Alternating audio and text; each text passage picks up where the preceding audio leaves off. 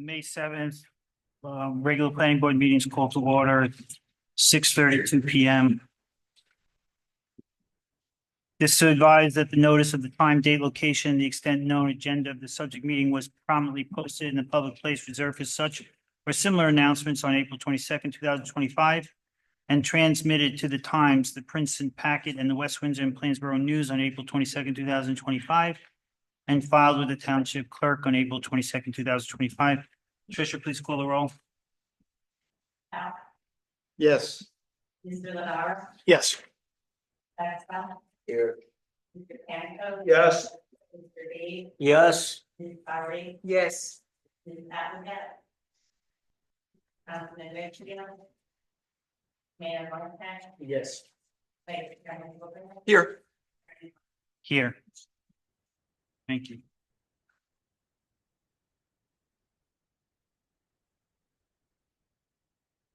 I don't have any announcements, so right now I'll open it up to the public for non-agenda, non-pending items. Please step up to the microphone, state your name and address for the record. Good evening, Felicia Spitz. I don't live in West Windsor. I want to make that point first. What town do you live in? I live in Princeton. Okay, I graduated high school in West Windsor in 1987. And I came here on Saturday morning to pick up a wheelchair from a friend of mine whose last parent had died, to bring it to someone in town who needed it. And I got home Saturday morning and I said to my husband, I was really sad driving up Princeton Heights Town Road and seeing what has happened to the place I considered my first home in New Jersey with the warehouses. I'm struck by the word tranquility on your seal. And I'm not sure what part of ginormous warehouses that are wrecking the environment and causing traffic and pollution and literally driving through the heart of what used to be my home is in keeping with that word. And I want to implore you all to pause here and rethink this, because it's not just something that impacts my old home here in West Windsor. It's something that impacts the towns that surround you too.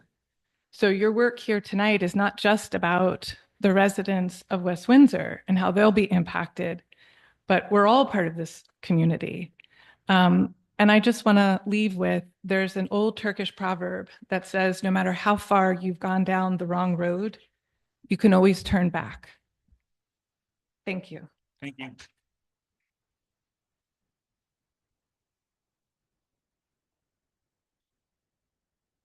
Good evening. My name is Teresa Warman. I live at 5 Stoneleigh Drive, West Windsor. Can you all hear me? Yep.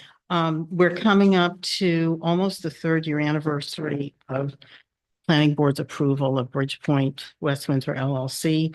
And I really can't express it any better than Felicia just did. You're all smart people. We had a vigorous debate at the time.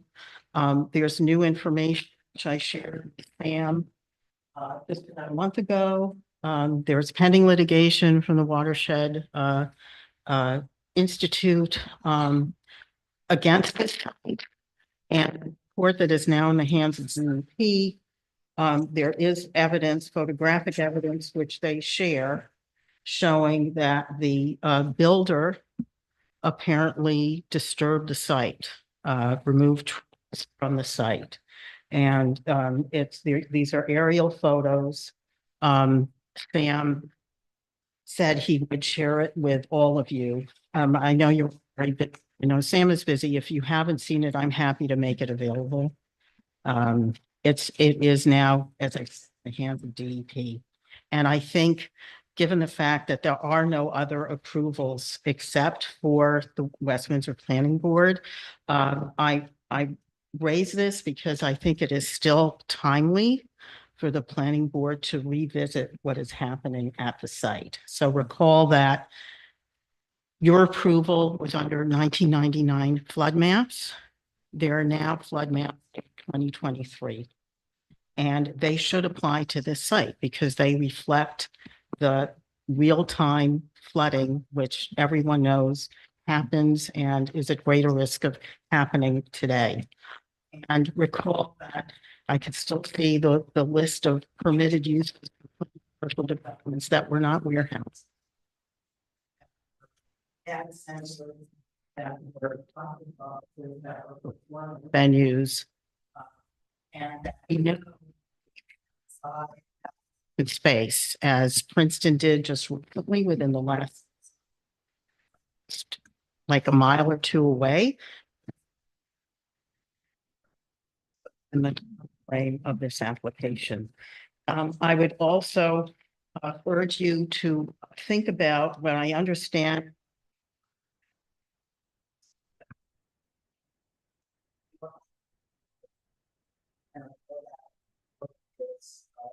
in the mix, but it's just to think about.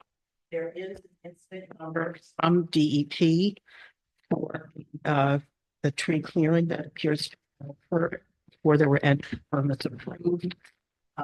25-04-24-1200. The site is not paying any taxes. There are no taxes. The request that one of the residents did just a few. Time is now for us to bring what is an appropriate, will be more protective of the land. Thank you so much. Thank you.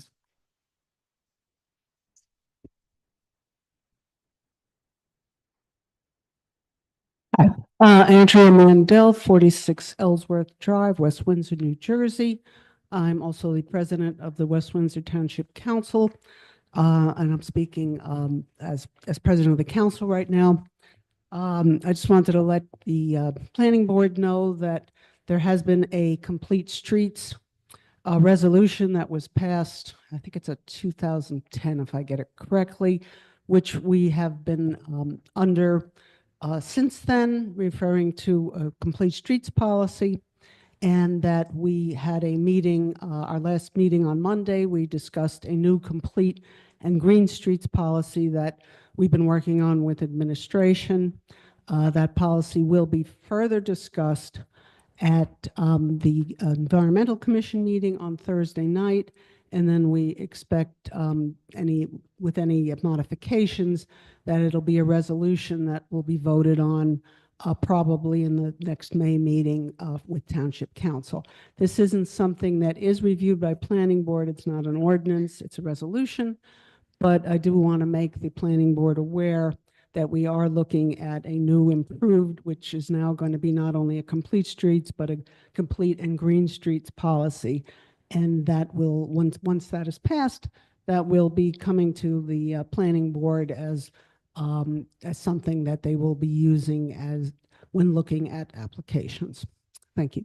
Thank you. Hi, good evening. I'm Warren Metlack, live at 5 Stoneleigh Drive, West Windsor. I just want to amplify something Teresa had just said, in case it didn't hit home with you, the thing about the 181 housing units. So if the idea with the warehouses was that we're saving, so many housing units to come there, I just want to take you through that. The DCA, when they looked at our plan for the year to calculate how many affordable housing units we needed to provide in town, the number that they came up with was 661.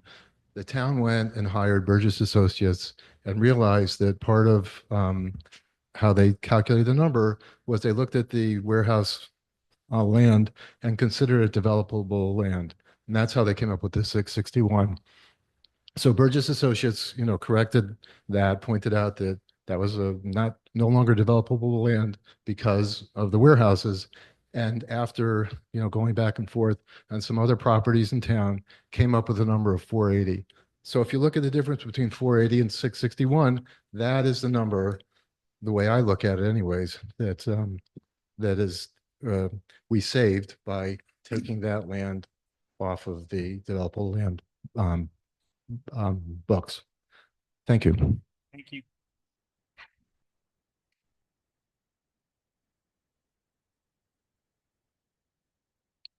Hello, everyone. Good evening. My name is Ajay Kais, 20 Haskell Drive, Princeton Junction. I'd just like to make comments on two separate issues tonight. The State Assembly, I believe, is passing or is passed in some process of reviewing ADUs, accessory dwelling units. And maybe that issue will come to you folks at some point in the future. I hope you consider that favorably because there is a need for such type of accommodation in West Windsor. Maybe in the large lots that some single family homes have, they can accommodate in-laws or rent them out to more affordably to people who need affordable housing. So I'd like you to keep that in mind as you proceed in your planning. Secondly, I see the word tranquility, I see the word research, and I see the word knowledge. And I'd like to let you know that this planning board that approved the warehouses, none of those three elements will be met by this imposition of this monstrosity that's coming down our tracks. I'd like to single out Alan Schechtel, who was the only one who actually presented some facts on that fateful night where most of you voted for the warehouses, other than Alan Schechtel and one other planning board member. Simon too. And yeah, thank you, Simon Pankov. I just didn't remember. So thank you for that. But he was the only one who actually made a presentation that night. And I hope you heard it very carefully because everything there was accurate.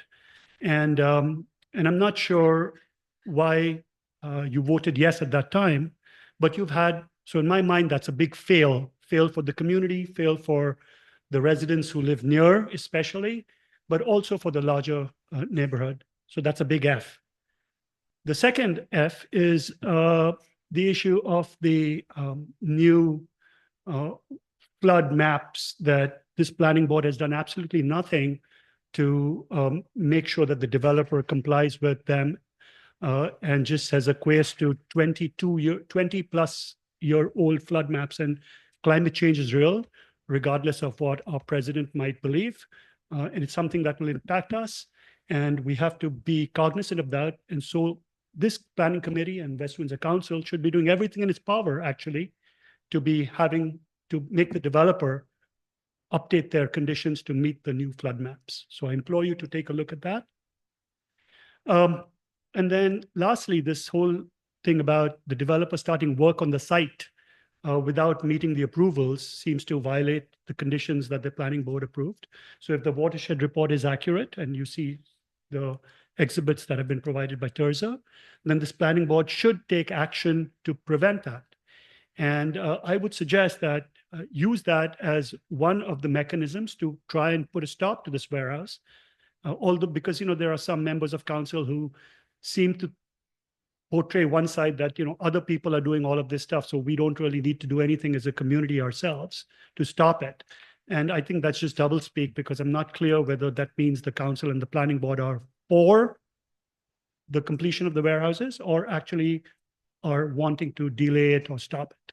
So if you really want to take a proactive stance against this 5.5 million square foot monstrosity that's coming to welcome residents on one end of our town, it's time that you actually did something to prevent it. Thank you.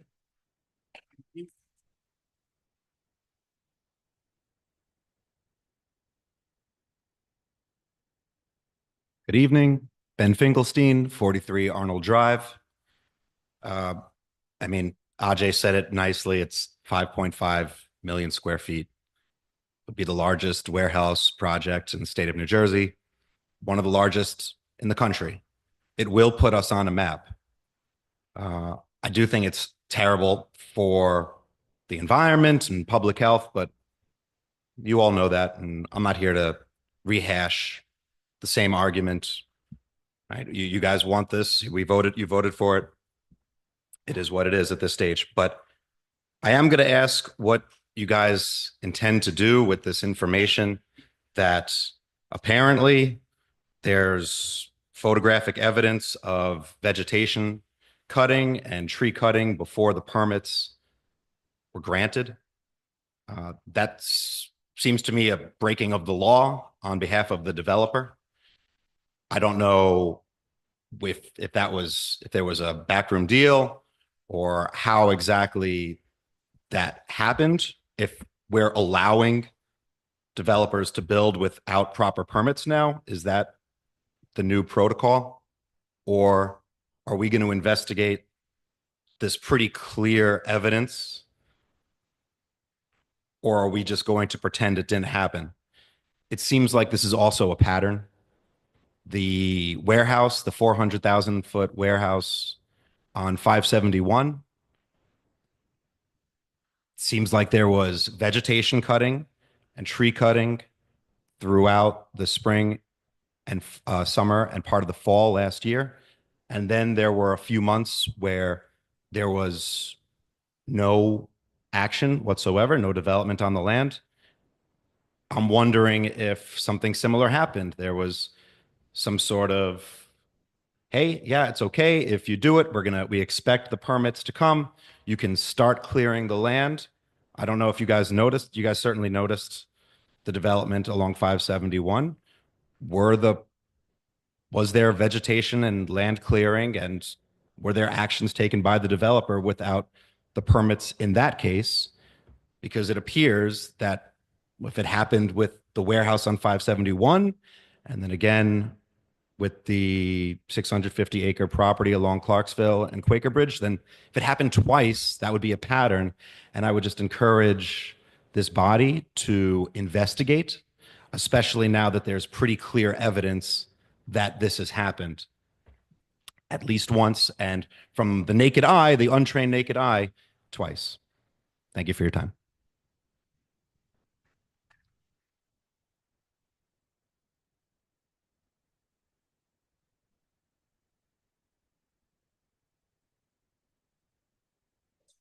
Wish to speak? Please step up.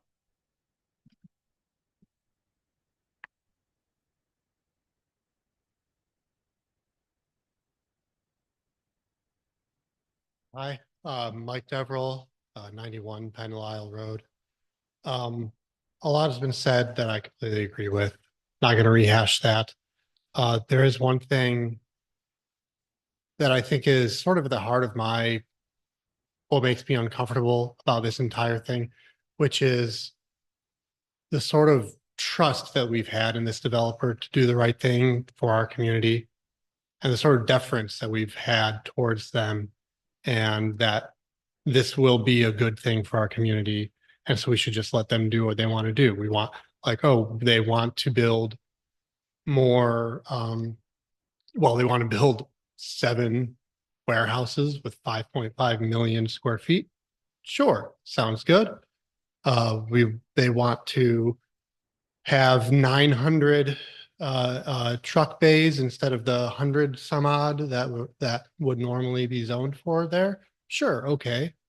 And I just want to make sure that you guys are taking a good look at this purported evidence of working before the permits were approved, to take another look at your trust in the developer, and to maybe, if this does come back for reapproval based on new flood maps or for whatever other reason, don't sort of go in with the default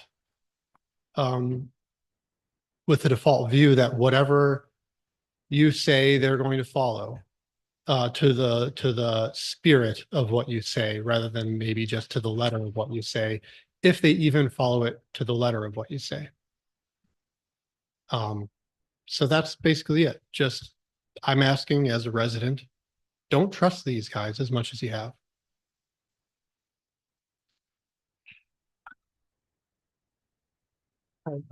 My name is Karan Bhai, 286 Clarksville Road, Princely Junction. So a lot has been said. From the previous applicant. So I just want to know, like, the tax has not been received. It's not been getting received from the Bridgepoint 8. So I'm very curious about it, like why the tax has not been getting received from the Bridgepoint 8. Because on the other side, like my tax property is getting increased every year. Like, almost every year I'm getting a letter from the mayor that your tax has been increased up to that much or that much of percentage. But on the other side, the Bridgepoint 8, it's not being, they're not paid the single tax since 2019. So which I'm very much curious to know, like why, like the Bridgepoint 8 is getting so much privilege and not the residents who are the regular taxpayer of to the township. Thank you.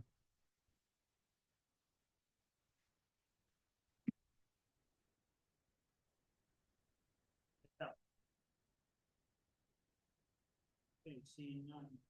Anyone take up with me?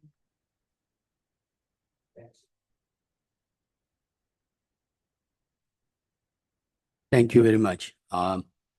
I don't know what prompted all these comments today. There's nothing in front of the planning board, but I'm always amazed when same people make same untruthful statements, especially when the statements can be proven untrue in couple of minutes, literally. I don't know why people do that. I mean, first to the lady from Princeton, I don't know which warehouse you saw. There's not a single warehouse being built between here and Princeton, either going west or going south. It's my time to talk. I listen to all of you very patiently, saying untruths and making things up. Now it's my time to talk. So if you want to do, just drive 2 miles down the line, cross our border, you will see 4 or 5 warehouses being built, ready to go. I hope you go to that town and make the same comments, because that's exactly less than 2 miles from where your high school is. Yeah.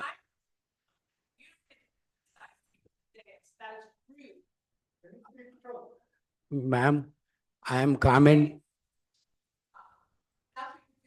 I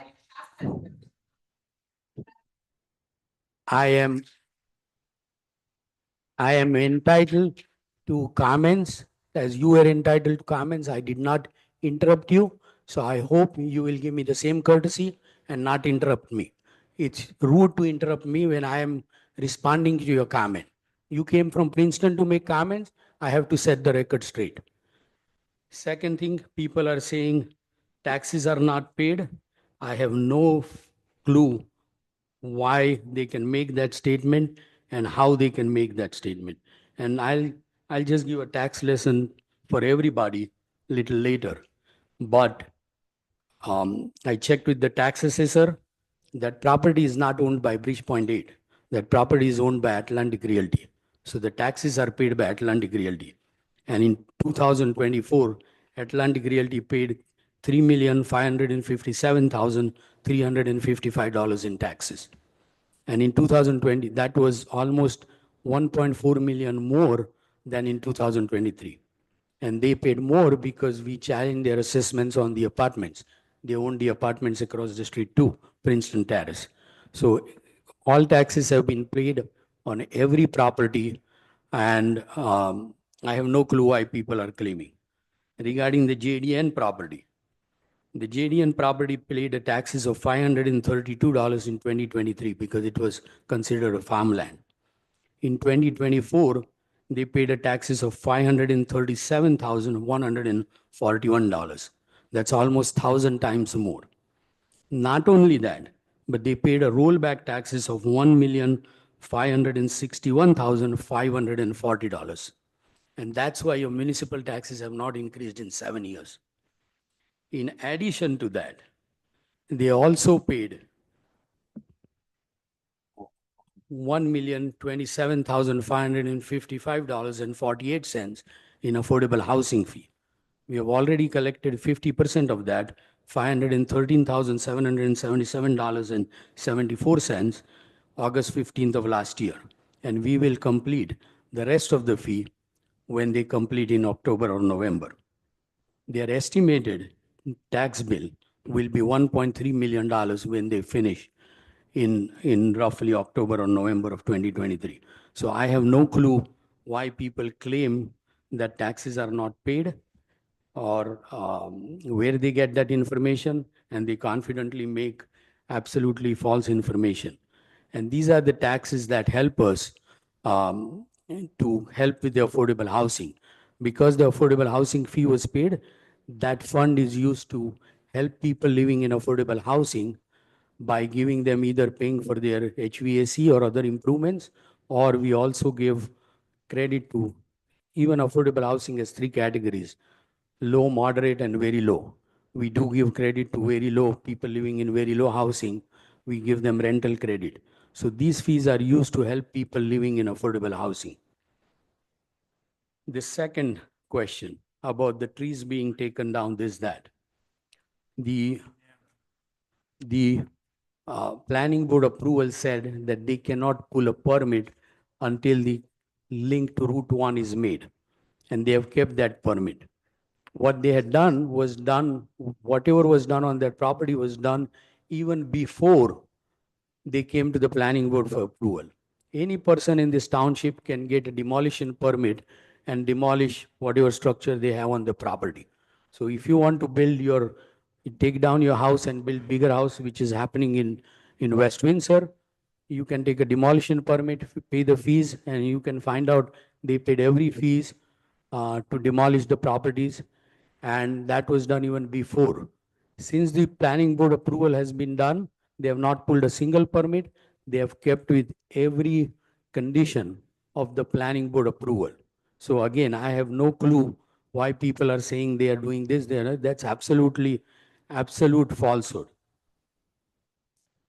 The last thing, little bit about taxes. Most of you know that the township collects 100% of the taxes for the school district and for the county. The dirty little secret that most people don't know is we are obligated to pay those taxes to school district and county. So for example, if you don't pay your taxes on your home, the school district doesn't care, the county doesn't care, we care, because we are obligated to pay on your behalf to school district. School district simply sends us a monthly bill, and whether people have paid their taxes or not, we are obligated to pay that monthly bill to the school district and to the county.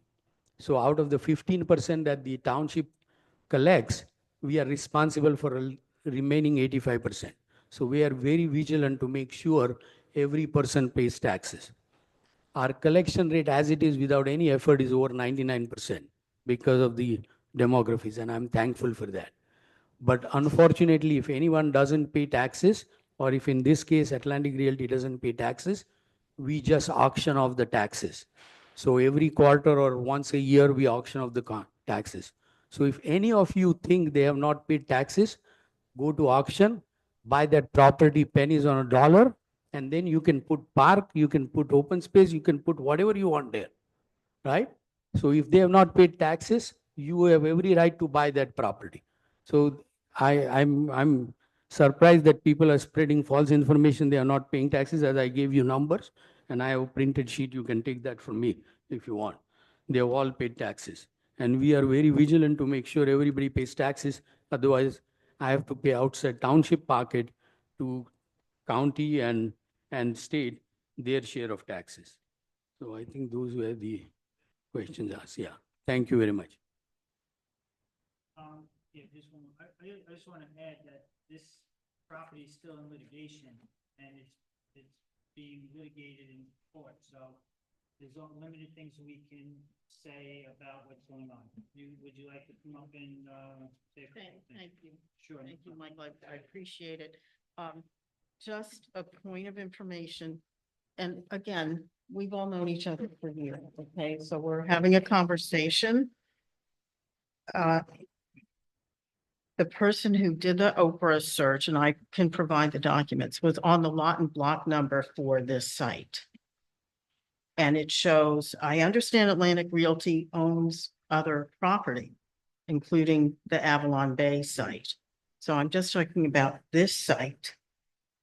The documents that were provided within maybe 6 weeks ago or so show $0 being paid on this site because the land is vacant, and it actually says land vacant, $0.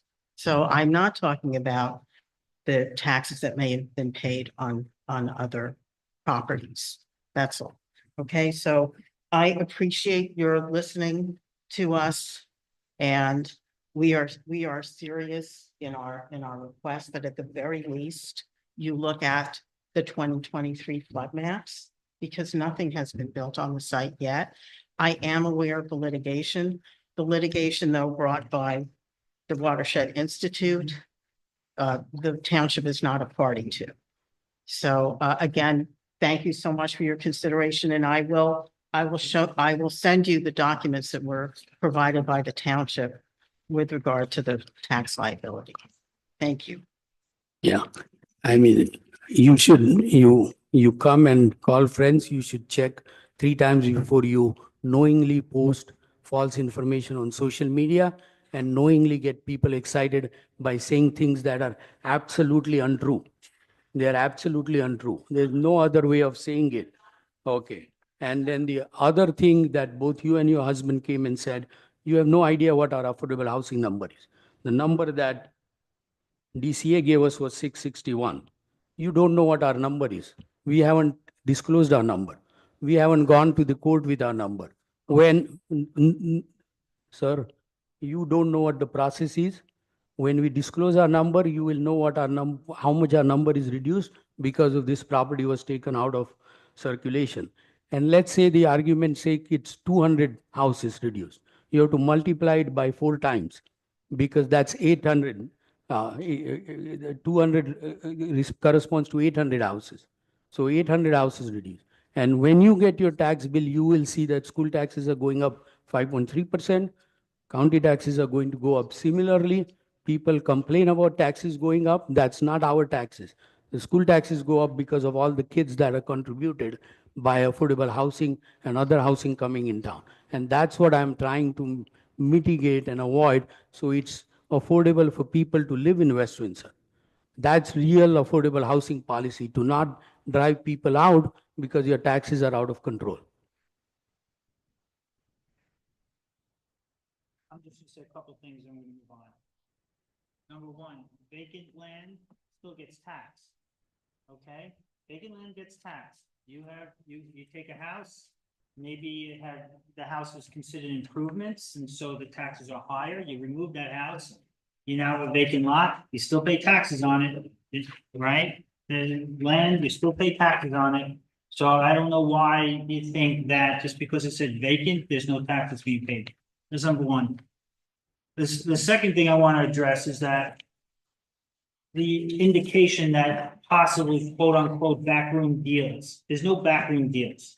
Okay, so let's get that out of our vernacular. There's no backroom deals. And that's the end of public comments. Let's move on. Next up is minutes from October 16th.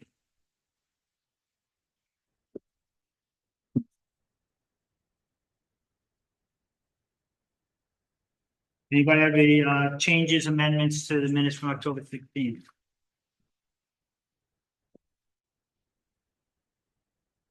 Anybody? Motion to approve the minutes of October 16th. Okay, motion by Curtis, second by Allen, all in favor, tell us the vote, say aye. Aye. Okay, thank you. Minutes from April 2nd, any modifications, changes, amendments?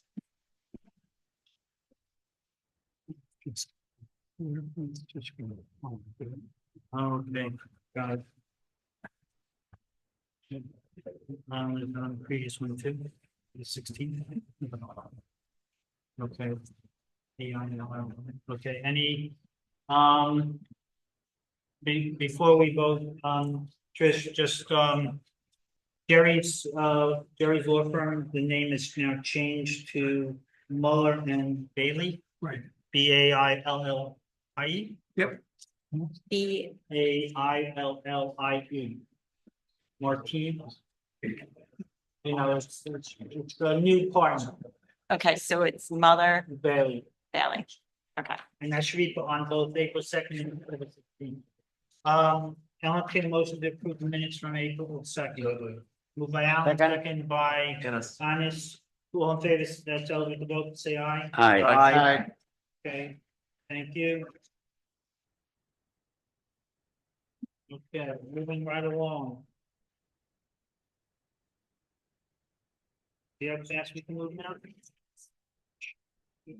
Okay. Hey, just before we start with the ordinances, hey, I know I don't like to, I'm trying to avoid like typos or whatever.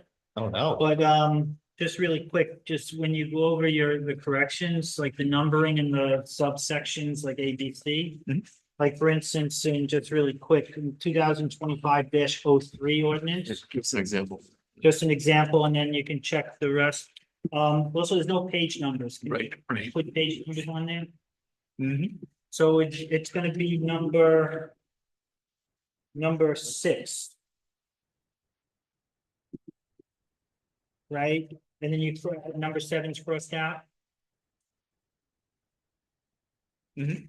You got that so far? Yes. So Wait, the- no, I don't. And then if you go to the next page, you're starting on subsection C, there's no A or B.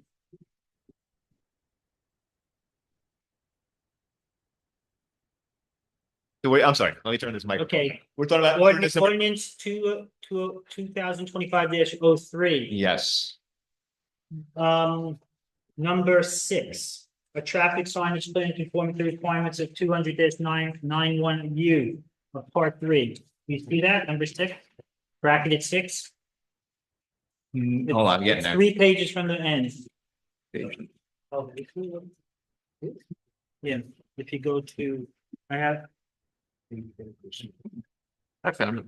that's, yeah, number 6. Bracket number 6, yes. Okay, if you go to number 6, oh, the version I have, A, B, C, D, E, and F are crossed out, and it goes on to the next page. I have a different, copy than you. Maybe my copy's wrong, I apologize. you have same one. I have the same one. Hold on. I have the same one. Yeah. Okay, which one is the correct version? I have a lot of red. I have two. I don't, there's no page numbers, I don't know. Yeah, David. Give me 1 second, guys. Let me check the, what I sent over. I'm already taking too much time. No? I guess mine is different than that. I've got, see when you do, I've got. You have the same one I have. Yeah. Yeah, I'm saying that when you go to the next page, A and B are gone, and it starts at C. Good point. Good point. Good point. Is that gonna affect our review? No, it's your call. Our reviews. No, our reviews of this, is that's gonna affect? Yeah, I don't think, no, I'm just trying to make it, just, It should be 6 here, oh. just check your letters, numbers, and then I'm done. Okay. Right? So, it's a sequencing, an outline sequencing that needs to get cleaned up. Isn't this? Dave. Yeah, what's concerning me It's is the that, outline sequencing, Yeah, Sam, let's, all that stuff. Yeah, Sam, let's go with his version. All of the ordinances that were under consideration. no, I get that. I just wanted to check because the one I had sent had page numbers. That's why I'm a little concerned.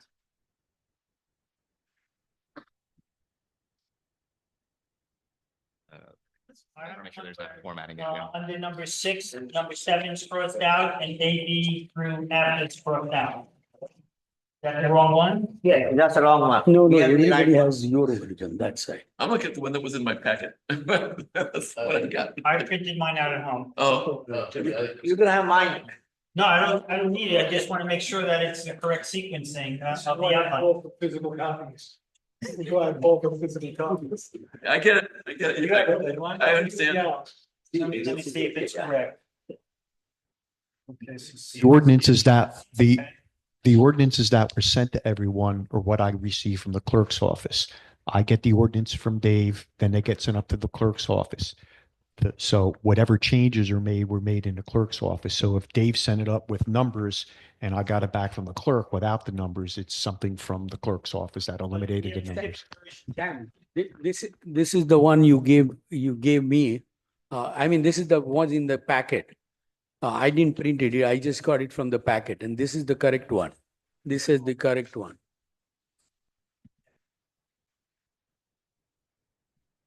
Okay, I think what happens.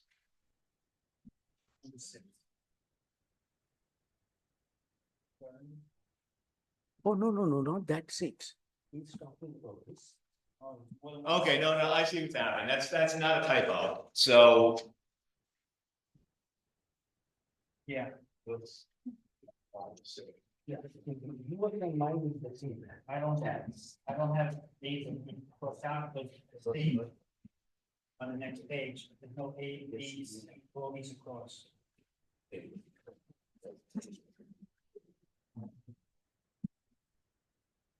So no, that's not a typo. So I'm sorry. I apologize for the page numbers. I sent them the page numbers they got confused. If you go back a couple of pages, specifically start at section 5. Which talks about chapter 200, blah, final site plan details, item 1 is amended as follows. Let me know when you're there. Sam's gonna resolve it right now. Oh, here, Because what happened, it's a little bit tough to tell with the, Mike, application. This is the- So, the next section. I got it. Okay. And then C. Okay. So you'll see if you start on, what was it? With section 5, it goes from item 1. Then underneath that, it goes to subsection A or subletter A, B, and then it goes to in the brackets 1, 2, 3, 4, 5, 6, and then it goes back to C. So it's going back to the parent list. So that's numbered correctly. Okay.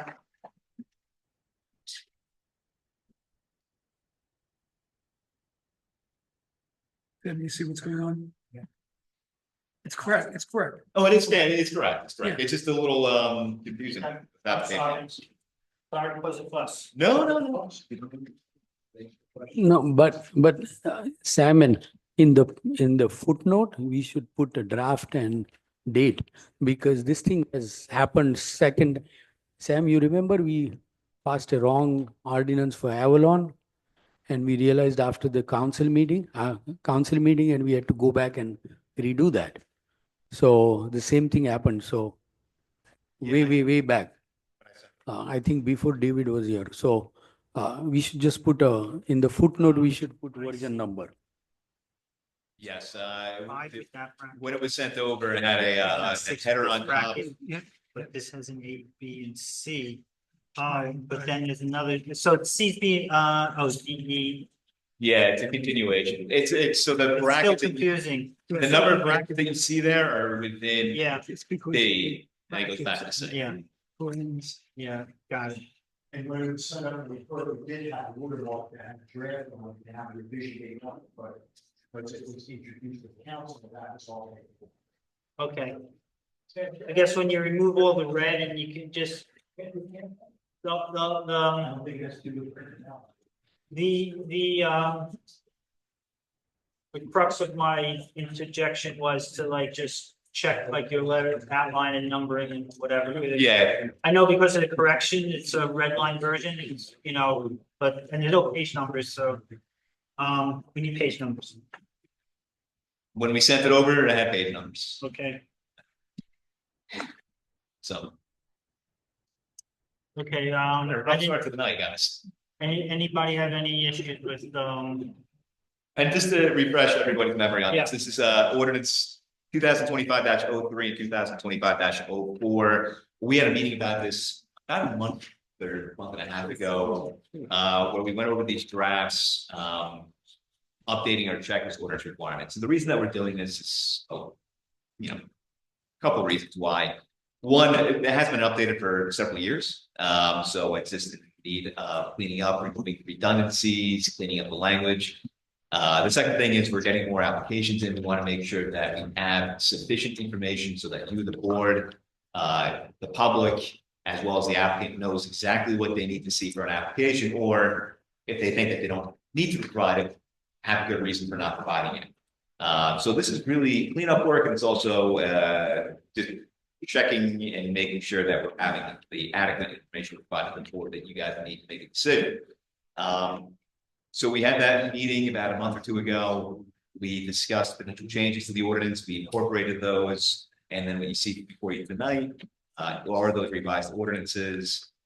The point of this meeting is to see if these ordinances are not inconsistent with our master plan, as well as to offer any recommendations. Recommendation number 1 would be numbering of pages.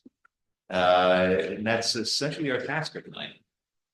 Also keep in mind, it's not on the checklist, we can't ask the applicant to provide information.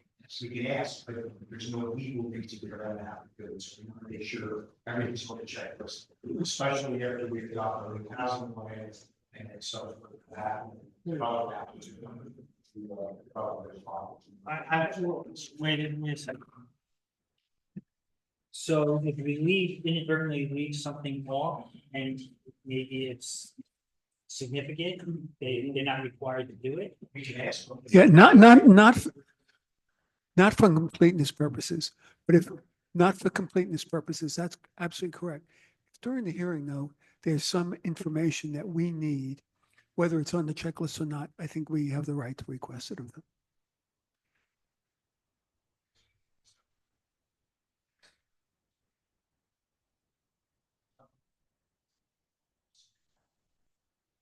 Okay, that's something we need the ordinance to change to? Yeah, that's what it is. Okay. And then I also have positive traffic engineer update specifically what he's looking for in the checklist. So we can typically what happens, they'll submit something, just say we have seen the traffic study. Or the TRC meeting, Plaza will go, well, could you do this and that and use this information, whatever. Now it's in the checklist, so when it's prepared for TRC, it has all the information possible. If something is not in the checklist and then the applicant wants to do something and we have the right to then say, well, you need to provide us X, Y, and Z in order for us to give you that, right? We can do that. Right. But it's still incomplete and we haven't really well. Right, exactly. But if during, like what Michael's saying, during deliberations, Right. an issue comes up. Here, we may say, hey, Yeah, we yeah, yeah. do an X, Y, and Z study. It's not part of the checklist, but word feels uncomfortable moving forward until you do it. I think the applicant would do it, but it's not. Right, but it's not a checklist item. So it's something that may not be a checklist item, but during deliberations and presentation of the application, the planning board could then say, well, we really need this. Well, I don't know what this is, but we really need this. And if you're not willing to do it, then we may not approve you. And we could do that. It's within our right to, okay. Yeah, it can always backfire. There needs to be some sort of rational nexus between what you're requesting versus the applicant. Yeah. If it's a reasonable request, the applicant always agrees to do it. I mean, right? But they can always turn around and say it wasn't on your checklist in the first They place. can do that. They could challenge it. And I mean, and we could say, right. well, during, you want this, this and this, well, if you're gonna do that, then we want you to do, make the trees, the buffer 12 feet high instead. Right. And they could say no, and then we can not approve it, and then they can challenge us just because we want the trees 3 feet. But think back, I actually can't think of an application in which during the course of the presentation and deliberations, we said, we need this information where the applicant said, oh, it wasn't on the checklist, we're not going to provide it. I don't think it's ever been. Oh, did you? The checklist needs Oh, to be updated. Yeah, we should have it as completely. So I just have a question, and I'm sorry, I was not at the meeting where you discussed the checklist items, but I was just looking at one thing. You had the board of jurisdiction shall not be governed by any statutory guideline with regards to concept plan. I mean, that means a guy can come in with a concept plan and he can be languishing for 9 months, a year, and get no feedback or whatever. Theoretically, To me, there should be something at least in 6 months, give them some background. Otherwise, why would anybody bother to come in for a concept plan? well, people come for concept plans all the time. Typically, that's something that gets reviewed by the TRC, the Technical Review Committee. The reason we didn't put that in is because pursuant to the municipal land use law, there really is no block associated with the concept plan. But people submit concept plans, the TRC typically reviews those. Sometimes the concept plans get brought to the board here, but statutorily, there's no time clock. So, Right. because it's really not an application, I guess. If I were an applicant, I looked at this and I'm like, why do we get hooked up here for? Well, they can always withdraw and then submit a regular Right. preliminary final site plan application or subdivision or We're whatever. comfortable with that. I have another question. One thing I think is important in terms of the review. When we're talking about the landscape plan, you have 6D. You crossed out superimpose an aerial photo on the drawings. I think that's helpful to see the aerial photo in context with the site plan, so you become more familiar with it. After we're talking about, well, in the northeast, we have some trees over here, and you got houses over here, and this is a sufficient buffer. Well, you're taking his word for it, fine, but it would be helpful to see that. I think that should be reconsidered. You're not wrong. The reason that we took that out is because it's replicated somewhere else. So there is another checklist item that required. Okay. That's fine. And under the traffic impact study, say there's a traffic count that not older than 3 years is used for basic condition analysis. So is this industry-wide standard? That would be an industry-wide standard, yeah. So we had consulted with Quasi on that one, our Yes. traffic. Yeah. Anything that is dealing with traffic, we consulted with Quasi. The landscape requirements, obviously, we consulted with Dan prior to him leaving, and then with Ed Snikes from our office. And then we also consulted with our acoustical expert as well regarding that language too. In terms of landscaping again, we have we crossed out an illustrative section drawing to show the effectiveness of landscape buffers. Is that any place else in the ordinance? Because I think sometimes we do ask for sections. Yeah. Through berm, so we can see, what things. We do, yes. There's another section where we require them to show the location, form, height, and width of other landscape architectural materials such as berms, fences, walls, site furniture, bridges, and walks. And when required, a section to show the effectiveness of landscape buffers. Yeah, so there's a lot of language that was duplicated in it. So. And also, do we have landscape management and maintenance schedule? And then the other part of the ordinance? We do. That is located. That's okay. Okay. All right, that's the only comments I had of 24/5, yeah, over 3. You want to say that over 3 first, and then any questions for anyone? I think so. Yeah, it makes sense. I'm just curious if you have anything related to, say, an applicant that's bringing in a cellular tower or something.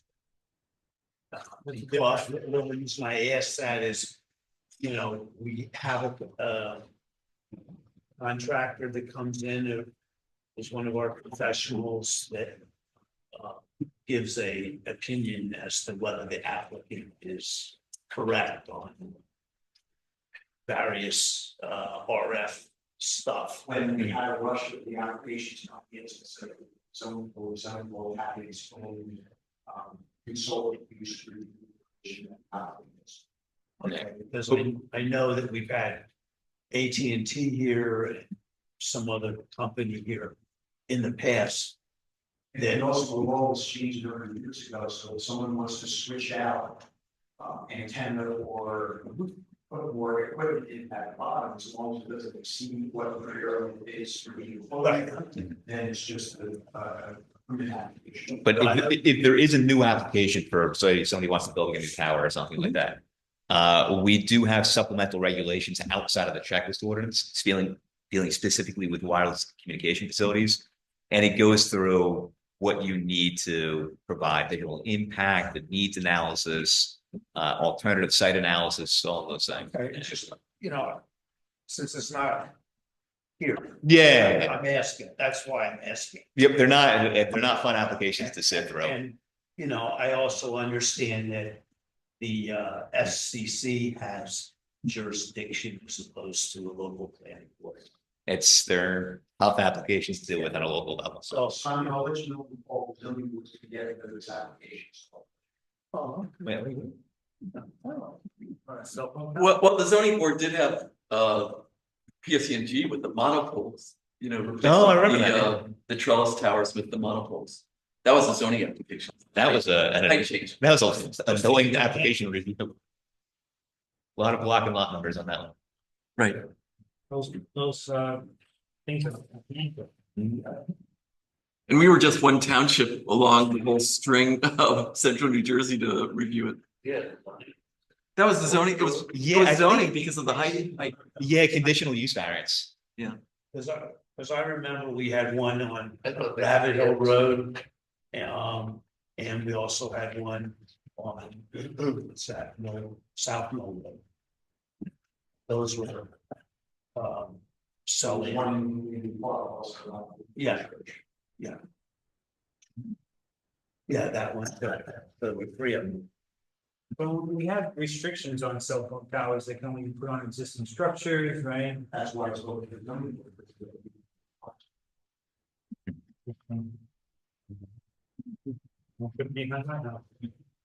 Noted. That's what. That's what the guy on Rabbit Hill Road. Yeah. He did anyway. Well, yeah, but there was already structures there. Okay, any other changes or comments regarding ordinance 2025-03? Yeah, I think it's a good idea voting individually on each ordinance.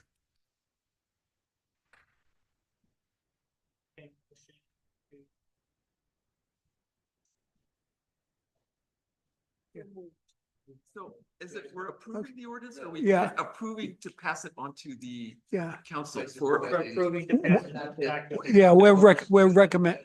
recommending, Yeah, Yes, Alan, Motion right. to, passing it back to council. finding it substantially with consistent with the master plan. With revisions, page numbers and, Those are bringing out, And it conforms to the master plan. yeah, and performance of master plan, yeah, no, Major, Okay, motion by Jerica, second by Anis. Please pull the roll for this. Mr. Patel, Yes. Mr. Lavaro, yes. Mr. Shechtel, Yes. Mr. Panko, Yes. Mr. Bade, Yes. Ms. Barry, Yes. Mayor Marte, Yes. Vice Chairman Oberman, yes. Chairman Carr. Yes. Ordinance is going to council, thank you. Next up is draft subdivision checklist ordinance 2025-04.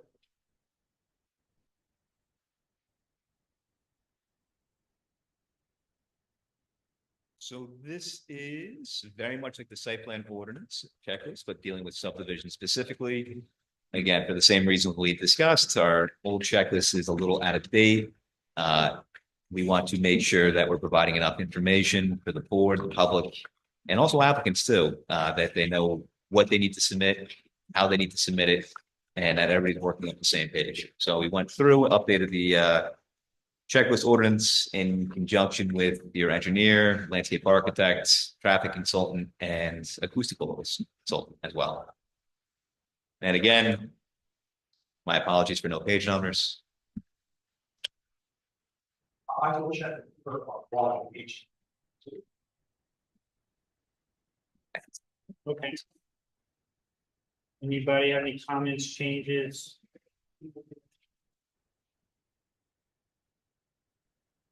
Just curious, I see here like the proposed names of all streets in the subdivision.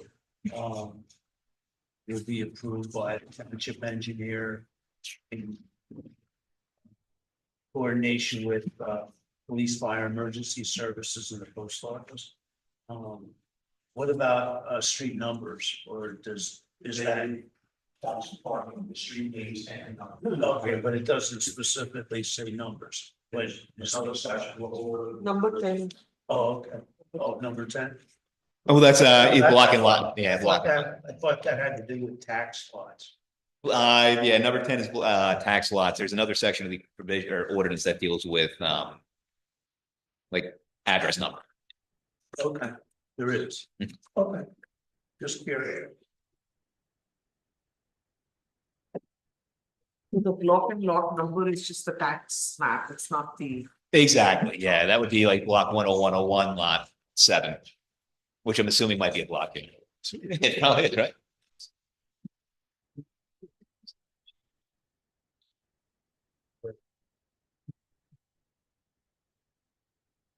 Okay, any mods or changes to 2025-04?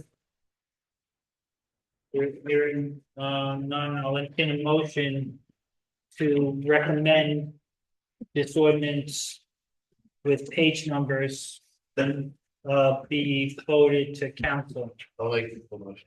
Motion by Alan, second by Annis. Second by Annis. Well, please call the roll, Trish. Yes. Mr. LaBarre, Yes. Sexton. Yes. Mr. Hanford. Yes. Mr. B. Yes. Ms. Murray. Yes. Mayor Martin. Yes. Vice Chairman Copeland. Yes. Chairman Clark. Yes. Thank you. Okay, next up, draft land use ordinance RP-09. This is ordinance 2025-06. Yes, good evening, everybody. I'm just checking to see that the version I did send page numbers. Good evening, everybody. Again, David Novak with Burgess Associates. These are two pairs of ordinances that are essentially carbon copies of one another, looking to accomplish the same thing. This is an ordinance to supplement both our E-code system online, so our online ordinance, as well as our Princeton Junction redevelopment plan to amend the zoning of the RP9 district. This is essentially located in the junction area where the former bus depot was located. We had a meeting about, was it last month or so, where we kind of set the stage for this. We had adopted amendments to our master plan document, as well as our Princeton Junction redevelopment plan, highlighting the change of this, which is essentially changing the zoning and the purpose of this district to accommodate not only public park uses and mechanisms intended to screen the power station next door, but also allowing for off-street parking, training facilities for public transportation, monument signage, and street furnishings as well. The idea behind this ordinance is to work in consultation with the West Windsor Parking Authority, add some supplemental parking there should it ever be needed, and also create a space where, should there be a small, opportunity on weekends to have some sort of small community event there, food trucks, for example. So this ordinance is setting the stage to take this currently underutilized site, allow for some additional parking there should there be a need for overflow parking at the train station, as well as coming up with kind of a flex space as well. What this ordinance does, as I mentioned, is it amends both land use section part 5, which is the Princeton Junction redevelopment plan regulations, as well as just the regular land use code as well. The purpose of tonight's hearing is to see if these ordinances are not inconsistent with our master plan. And again, we just adopted a master plan amendment a few weeks ago, which basically set the stage for this and reiterated a lot of these draft standards as well. The board is also welcome to offer any type of recommendations. We've already received a few recommendations from Kevin McManaman, who is the township redevelopment attorney. Some of these are fairly small. So for example, on page 1, subsection A1, he recommended adding the word space after event on the third to last line. So an event space. Top of page 4, section C, the last line says excavation activity. That should be 4, so that's a typo on my end. And he also notes that the same section calls for the developers of lots 1 and 2 to enter into a lease agreement with the township of West Windsor prior to development taking place. Lease for what we may want to specify there. That would be a lease agreement, essentially to utilize the site for parking. So we can specify that in the ordinance as well. I think it's here because I remember the discussion regarding parking, right? So if the site is leased out to, let's say, food vendors or other things, I think during the week it's going to be used for maybe train parking. Mm-hmm. Does it even have to have that component? And the reason why I say that is if you go through the lots during the week, there's a lot of empty spots. Mm-hmm. Like, a lot of people are not commuting anymore, so maybe it doesn't even have to be used for train parking, but maybe temporary, short-term parking for people that are gonna be using the facilities on that site, as opposed to during the week train parking. It's just a thought, I don't, that's, I'm not advocating so much for it. It's just that I was thinking like, there's so many spots available.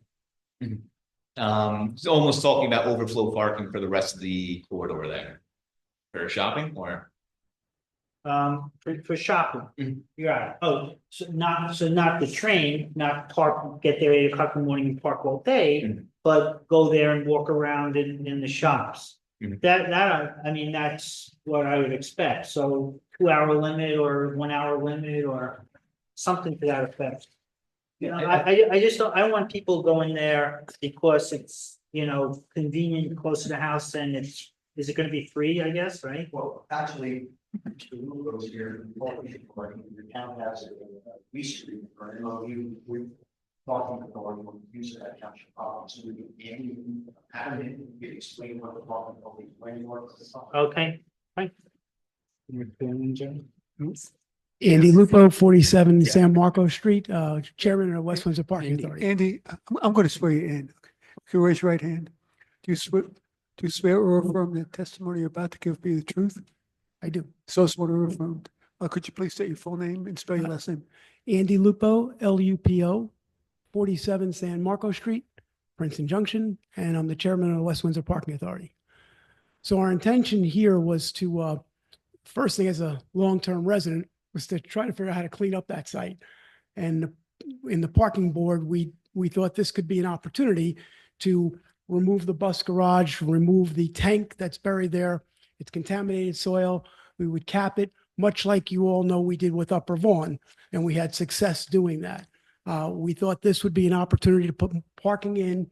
And to Michael's point, there are some empty spots right now. On Tuesday, Wednesday, and Thursday, we're very busy. Monday, Fridays, with the remote working, it's not as busy.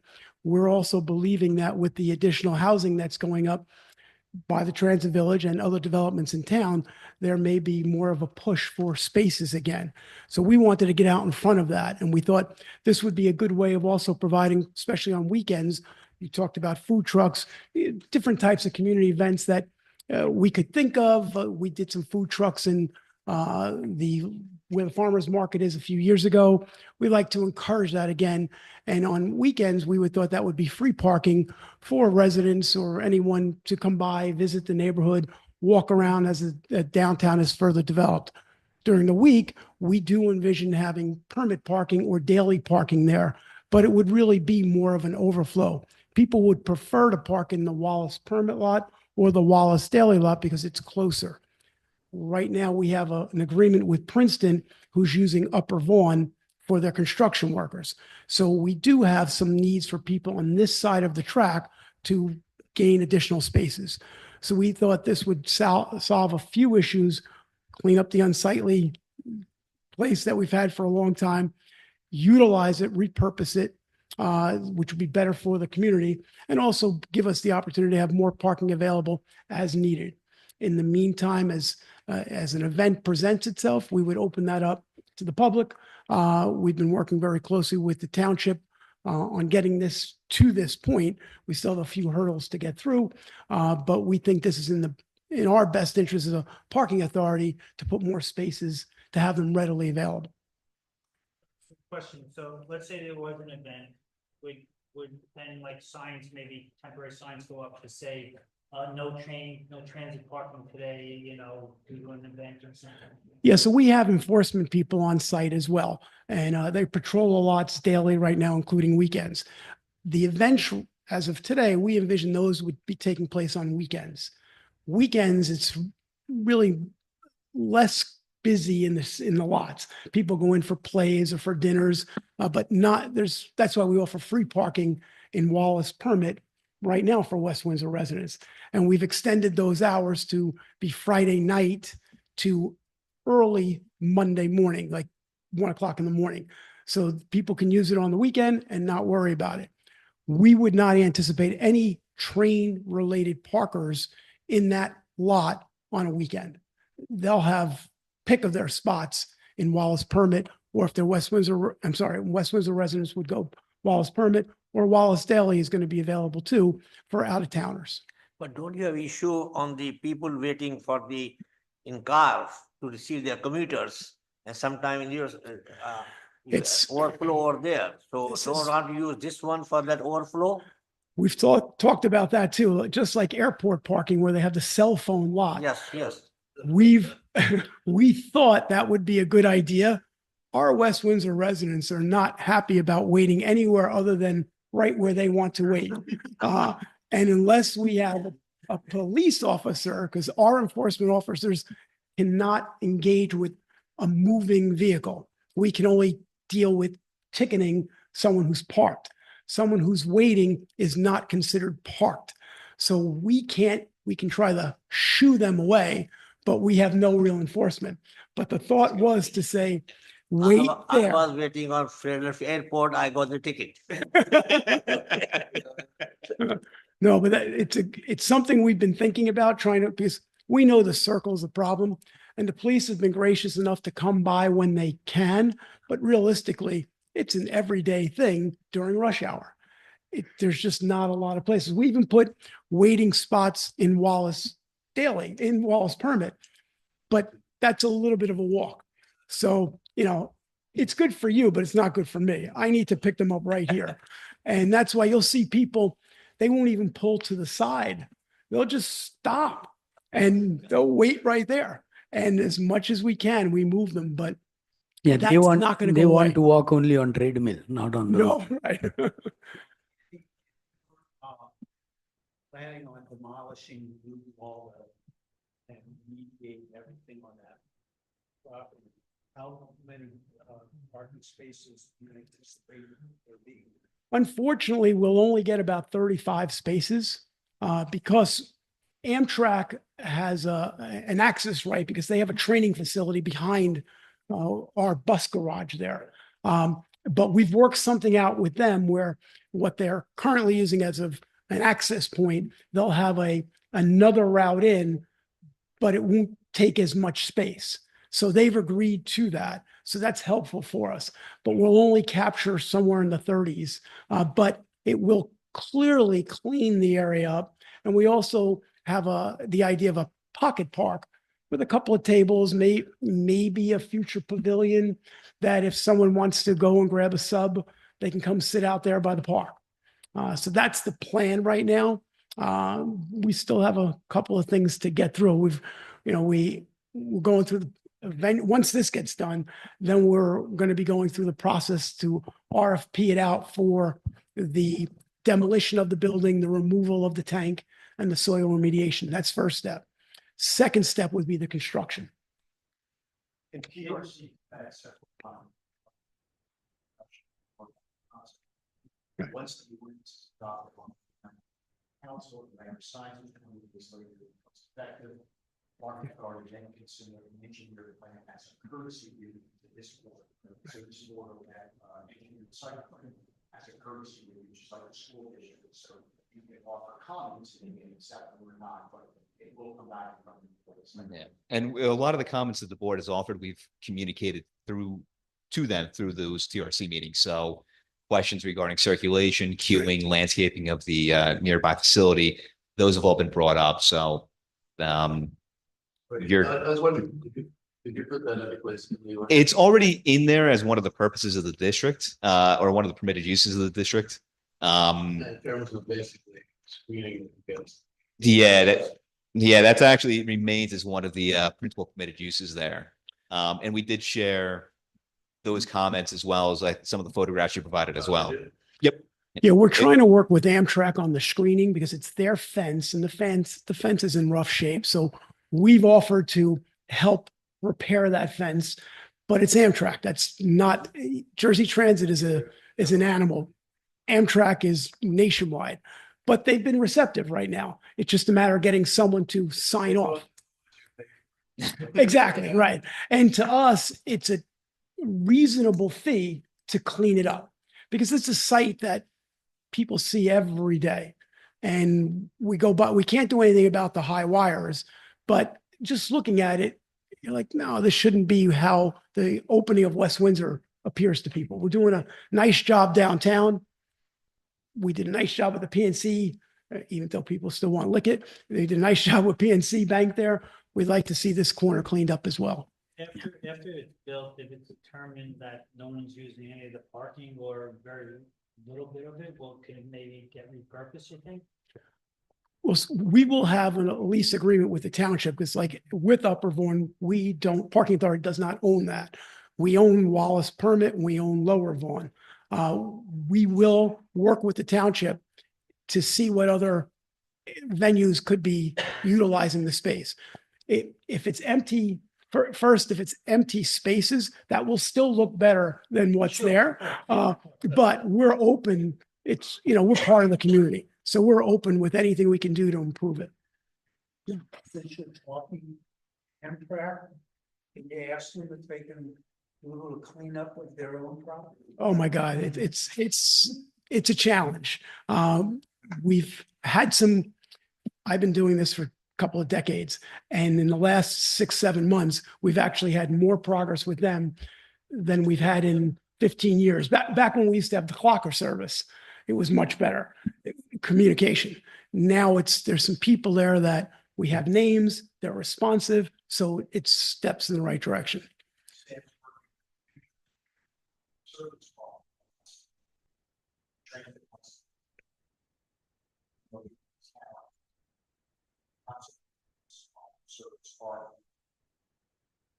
Getting more red flag on site, so they're very long, so hopefully we will allow people to move through the council to work with the transit planners on redeveloping the service lines.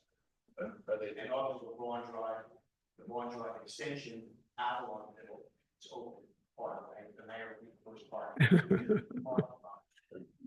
He has been promising me for 3 months now.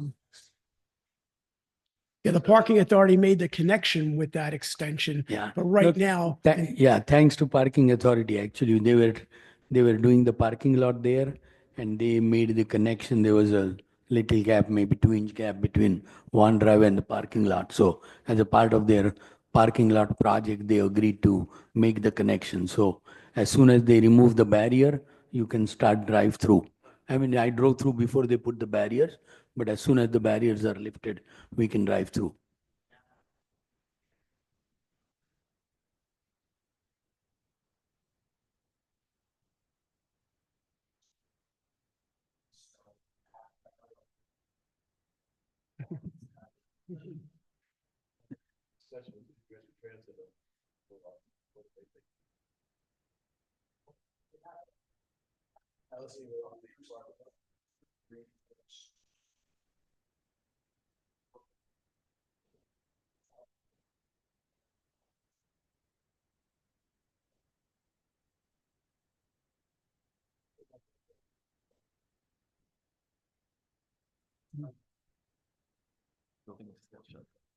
we got to get through the potential strike first. May Yeah. 16th. Yeah. That will be a nightmare. Yes. There's Jersey Transit engineers, they're going to go on, they're right now looking to go on strike.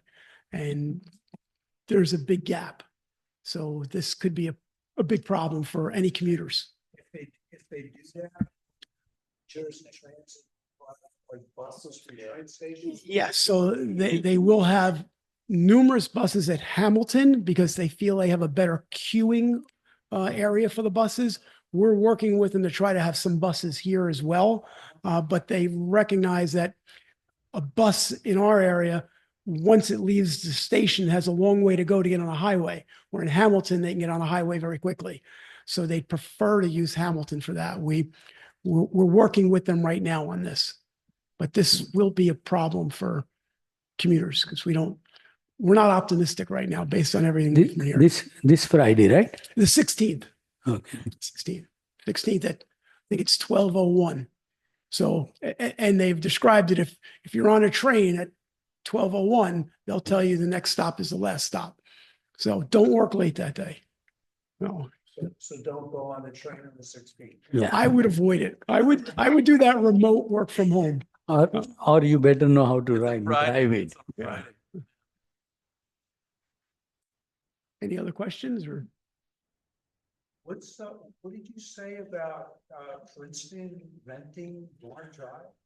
No, so Princeton, Upper Vaughan, we have an agreement with Princeton. They needed places for their construction The people, construction vehicles. So construction the workers workers, so the workers park in our lot, Princeton buses them The over. white buses that you see all over the place. And it's an easy one for us because it pretty much happened around the COVID time.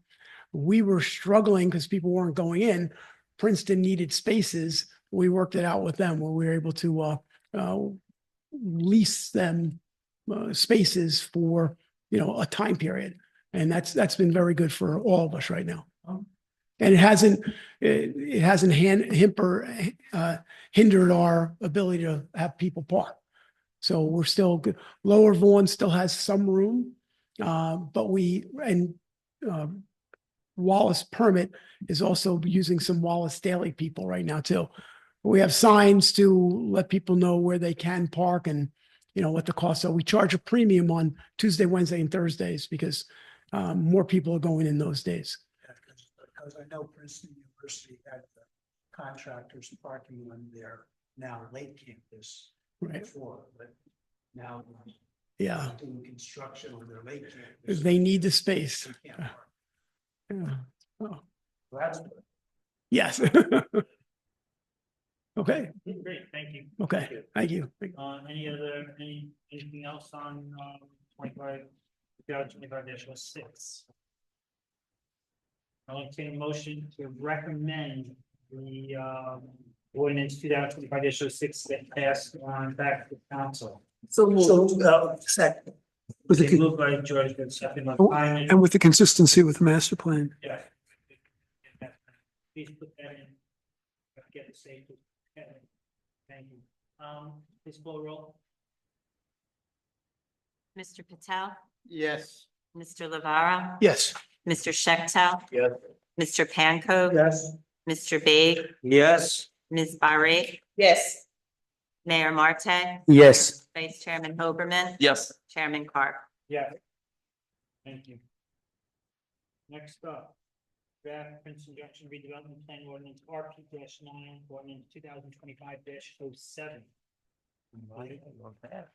This is essentially the same spiel I just gave last time. This is an ordinance to amend the RP9 district to allow for parking there as well as training facilities, monument signage, street furnishing.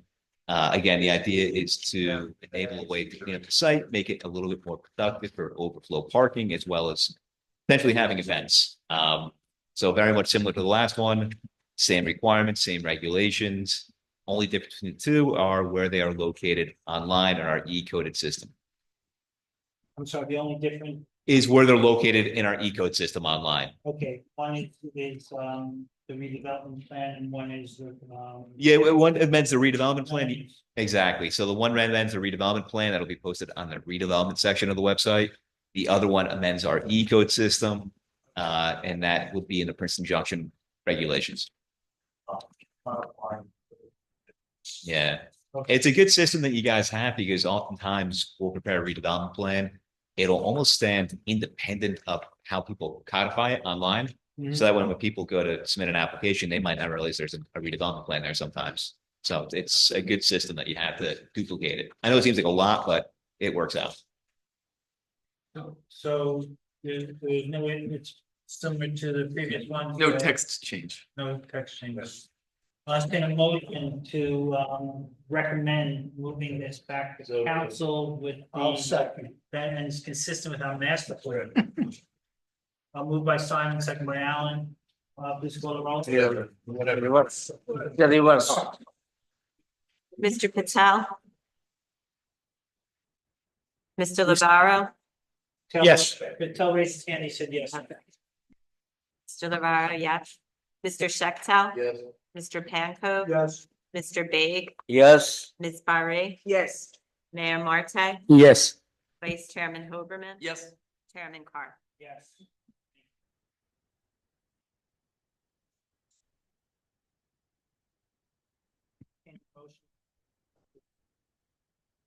I moves Moved by Anna, second by Alan, all in favor, say aye. Aye. Aye.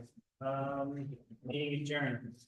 Sam, when is the next meeting? Can you go over May, June calendar? First, very quick, mayor's gonna come up with their minutes, extreme request for prior approval.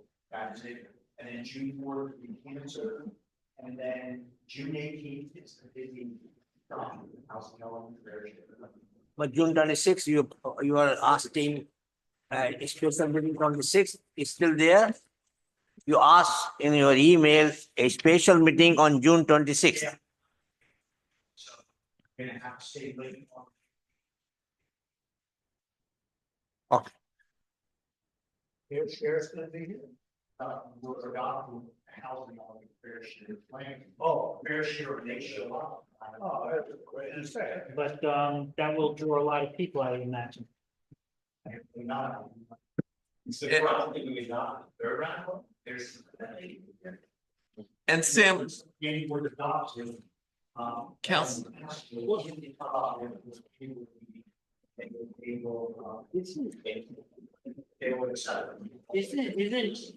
Isn't there something going on? Federal government to the states regarding affordable housing now? The